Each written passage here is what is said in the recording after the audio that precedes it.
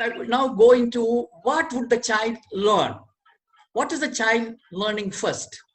The child actually, first thing a child learns is to take care, is to be the mother, because that is what the child learns right from the womb. It's actually connecting with the mother, connecting with this whole idea of care, you know. So what is it that it will learn as it begins to, you know, so the first thing a child learns is to be a mother. And I'm sure this is something that all of you must have experienced, that you are feeding the child and the child feeding you back. This is something that every mother must have experienced, and maybe many fathers also. Why is the child doing this?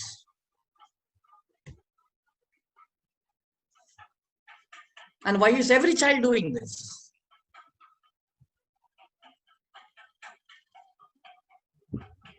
So as an extension of this, the child, as the child grows up a little bit more, it will start, you know, reenacting the act what it has experienced. It will become the mother and start looking after a child. So when it is looking for a child, it picks up any object that comes in its way. And that is imagination. It is really not looking for another doll. It's actually looking for any object that it wants to make its own child. That's all.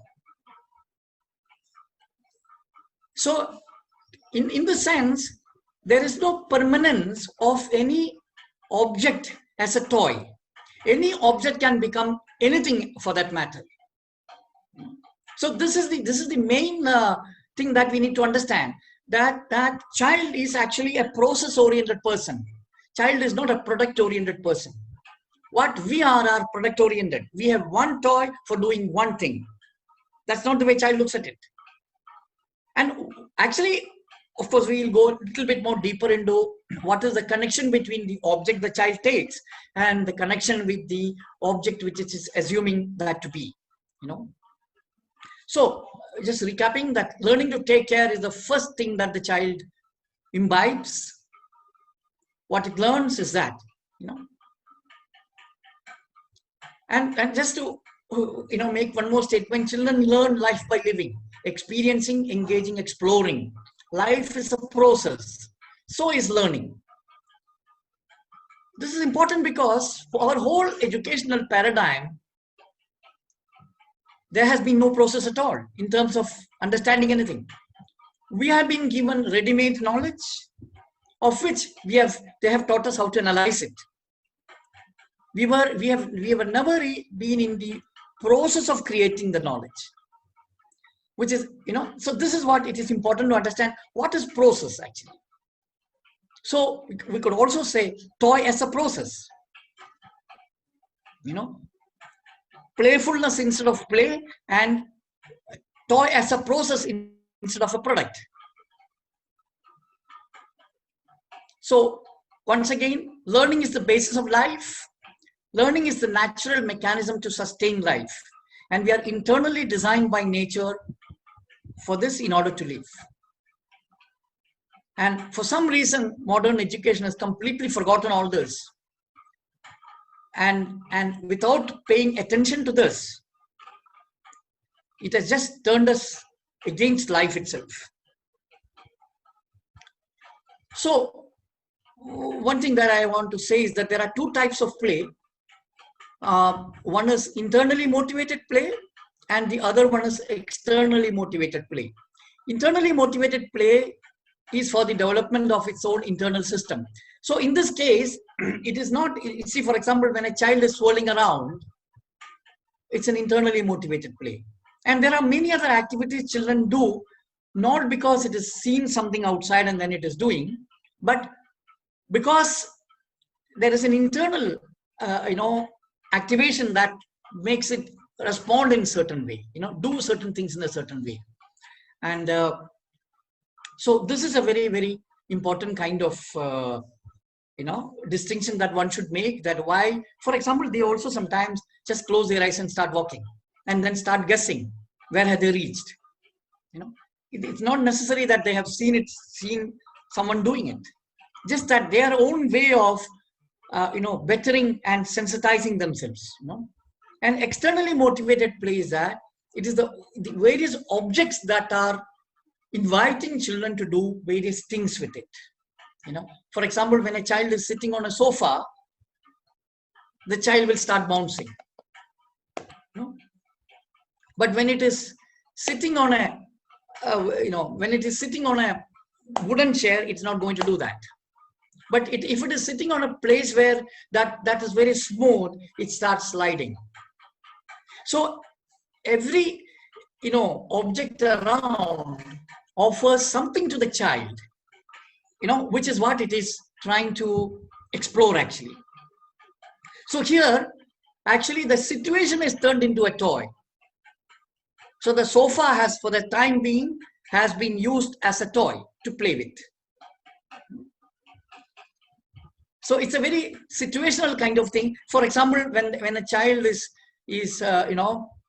standing, children are standing around pillars, two kinds of pillars. One is a square pillar, other one is a circular pillar. You will find that children would respond to it in an exactly same manner. For the circular thing, they will be going around. For the square thing, they will start using it as hide and seek or something like that. So there are also certain the way the situation demands and dictates certain kind of activity from the child, the way a sofa is demanding the child to bounce. So the external world is what is actually refining the child. It is actually making the child, because it is getting more and more sensitive to the world around.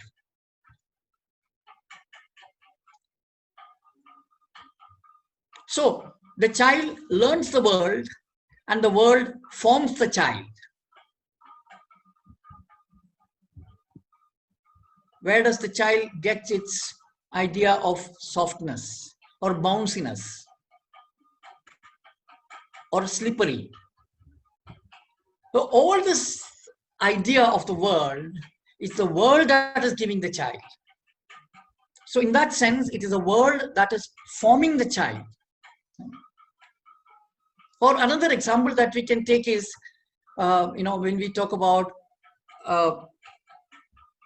chapati making, for example.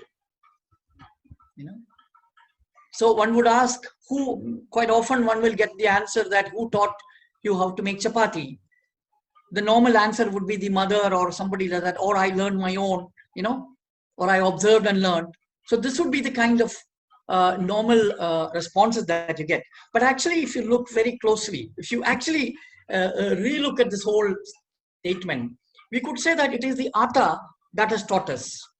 Because as you start, kneading the atta would demand that either you put more water, if that is the situation, or you put more power, the mouth. So then who is that actually giving feedback to the child? It's not the mother. It is that situation that is actually giving feedback to the child, and then the child is responding to that. So what is happening on the whole is they're observing, absorbing, imbibing. So this is how children, because the idea of learning, there is no separate act called learning. It is embedded in how they are handling. See, if you can look at how we learn language. Did we learn language, or we just absorbed it and started speaking? How did we master the mother tongue? Where was the effort? There was no idea called learning per se, but it was happening all through. The child was being attentive all the time. It absorbed and then started speaking. So what is the school teaches you? This is an important question that we can look at. The reason why children come home and play teacher games is precisely because they are absorbing and imbibing the experience of being a teacher. You can see the authority in that child, the way the child is standing. And actually, the child doesn't need even these students who are sitting there, the child could replace it with any few objects also, few pillows, for example, or anything actually. So the child would reenact all experiences to imbibe those experiences and become those experiences. So they learn to be by reenacting experiences. This is what the learning is all about.